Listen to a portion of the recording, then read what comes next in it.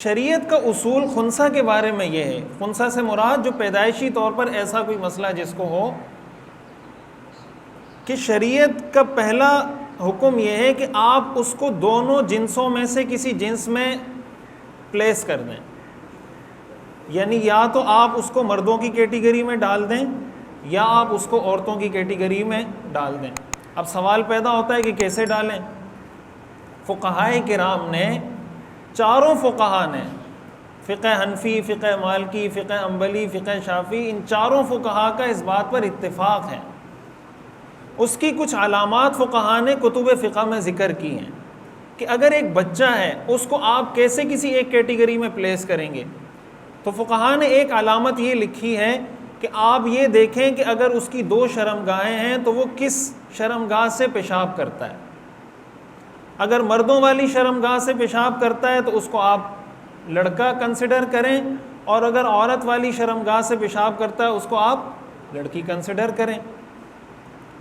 پھر اس میں بعض فقہا کا اس میں اختلاف ہوا کہ اگر دونوں شرمگاہوں سے وہ پیشاب کرتا ہے تو پھر کس کا اعتبار ہوگا؟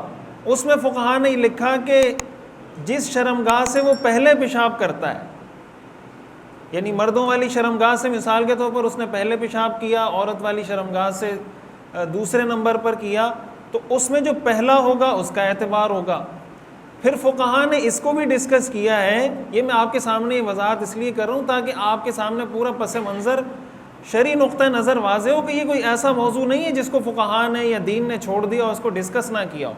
اور یہ جو باتیں میں آپ کو بتا رہا ہوں یہ چاروں فقہا کی متفق علیہ کتب کے اندر یہ باتیں موجود ہیں۔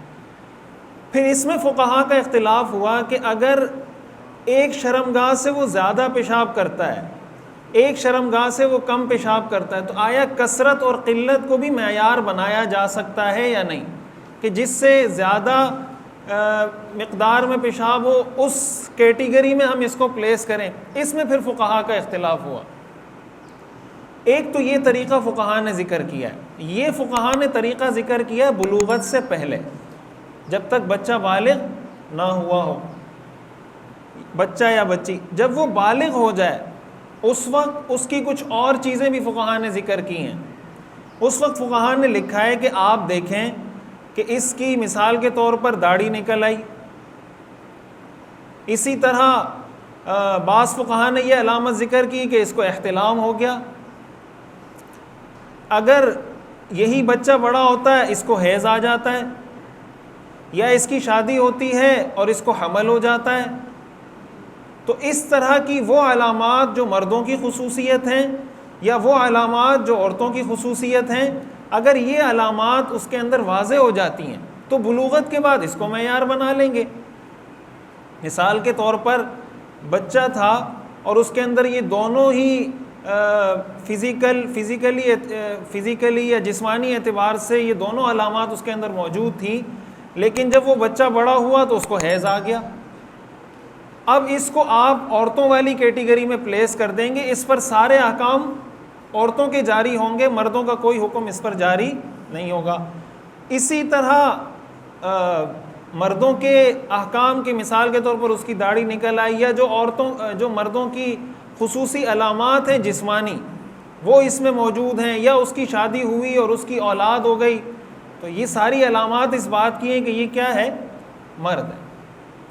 یہ ساری تفصیل عرض کرنے کا مقصد یہ ہے کہ قرآن میں جو اللہ نے یہ فرمایا نا کہ ہم نے دو جنس پیدا کی ہیں، مذکر یا مؤنث، فقہا نے یہ لکھا ہے کہ جنس دنیا میں دو ہی ہیں، تیسری کوئی جنس دنیا میں موجود نہیں ہے۔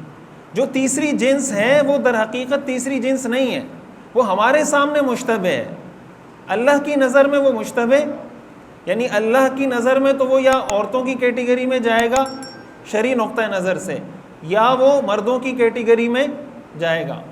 فقہ کی اصطلاح میں ایسے شخص کو خنثی مشکل کہتے ہیں۔ خنثی مشکل کا مطلب یہ کہ اس کا معاملہ مشکل ہے، یعنی اس کے اندر عورتوں کی بھی ساری علامات پائی جا رہی ہیں، مردوں کی بھی ساری علامات پائی جا رہی ہیں۔ اس کے بارے میں بھی فقہا نے یہ لکھا ہے کہ در حقیقت یہ ہے دونوں میں سے ایک، یعنی حقیقت میں، اور یہ جو ساری باتیں میں آپ سے مزید عرض کرتا ہوں، آج کی جدید سائنس نے اس بات کو پروو کیا ہے، اس پر میں بعد میں آتا ہوں۔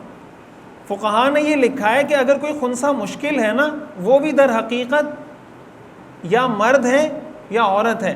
مشکل وہ ہمارے اعتبار سے ہے کہ ہمارے پاس یا ایسا کوئی آلہ نہیں ہے، یا ایسا کوئی ٹیسٹ نہیں ہے، یا ایسا کوئی طریقہ نہیں ہے، کوئی ایسا میکینزم نہیں ہے جس کے ذریعے ہم پہچان سکیں۔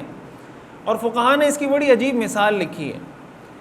انہوں نے کہا کہ اگر کوئی آدمی قسم کھا لے کہ میں نہ کسی مرد سے ملوں گا نہ کسی عورت سے ملوں گا، آج کے دن میں نہ کسی مرد سے ملاقات کروں گا نہ کسی عورت سے ملاقات کروں گا، اور اس دن وہ کسی خنثی مشکل سے ملاقات کر لیتا ہے۔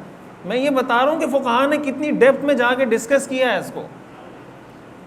کسی نے قسم کھائی کہ میں آج کے دن نہ کسی مرد سے ملاقات کروں گا نہ کسی عورت سے ملاقات کروں گا۔ اب اس نے کسی مرد سے بھی ملاقات نہیں کی اور عورت سے بھی ملاقات نہیں کی، لیکن کسی خنثی مشکل سے ملاقات اس کی ہو گئی، سلام دعا ہو گئی۔ تو اب سوال پیدا ہوتا ہے کہ ایسے آدمی کی قسم ٹوٹ گئی یا نہیں ٹوٹی؟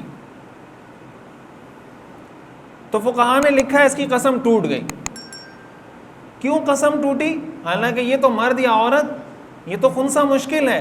فقہا نے لکھا ہے اس لیے اس کی قسم ٹوٹی کہ حقیقت میں یہ یا مرد ہے یا عورت ہے، یہ دونوں نہیں ہو سکتا۔ اس لیے کہ قرآن میں اللہ تعالیٰ نے جہاں بھی ذکر کیا ہے، اللہ نے الذکر والانثی، مرد اور عورت کا ذکر کیا ہے، تو اللہ کی نظر میں یہ دونوں میں سے ایک ہی ہے۔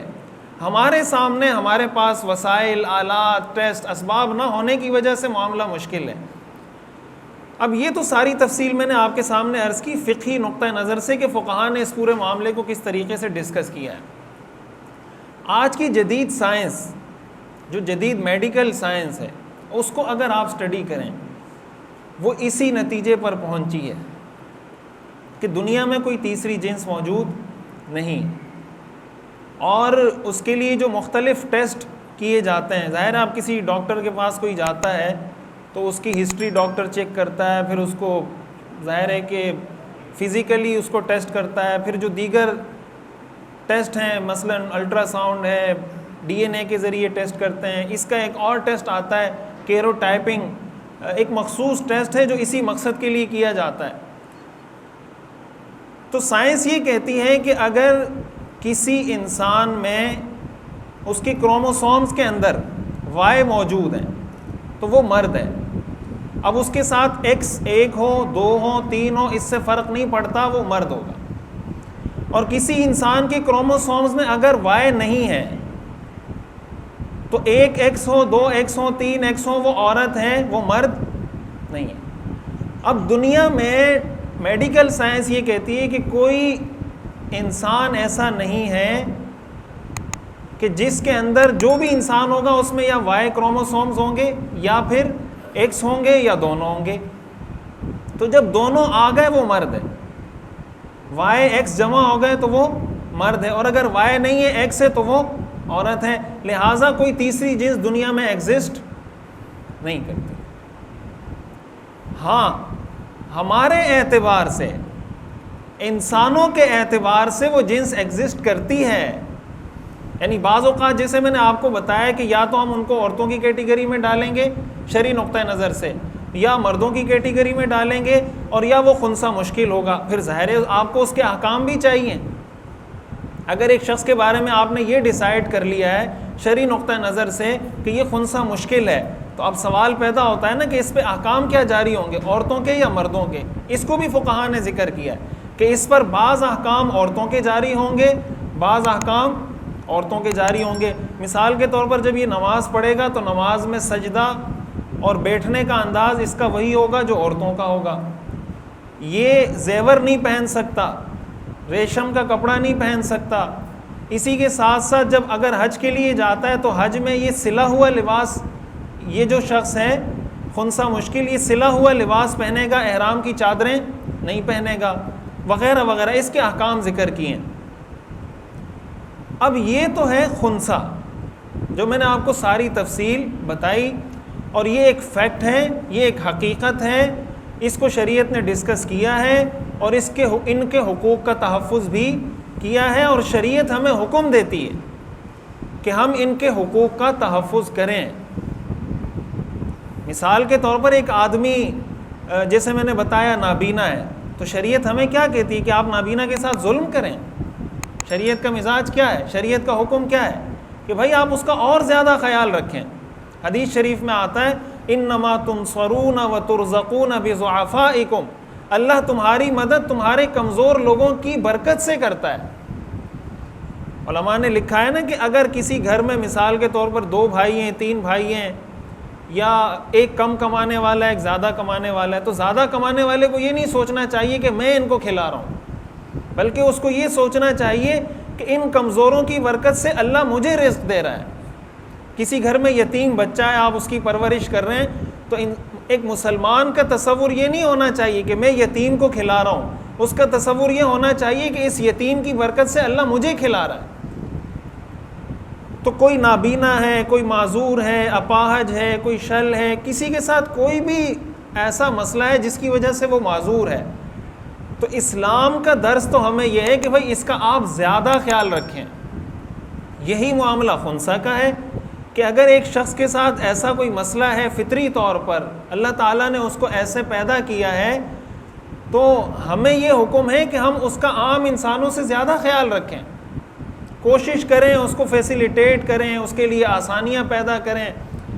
آپ نے دیکھا ہوگا ہمارے ہاں گھروں کے اندر یہ بات مشہور ہے، عام بچوں میں ہم نے جو اپنے بڑوں سے سنا ہے کہ سگنل پر بھی اگر کوئی خواجہ سرا آ جائے یا کوئی بھیک مانگنے کے لیے آ جائے تو لوگ ایک بات کہتے ہیں کہ بھائی ان کی بد دعا نہیں لینا، کہتے ہیں نا لوگ یہ بات، ان کی بد دعا نہیں لینا، ان کی بد دعا لگ جاتی ہے۔ اس کے پیچھے کیا تصور ہے؟ اس کے پیچھے یہ تصور ہے کہ ان کو ستانا مت، ان کو تکلیف مت دینا۔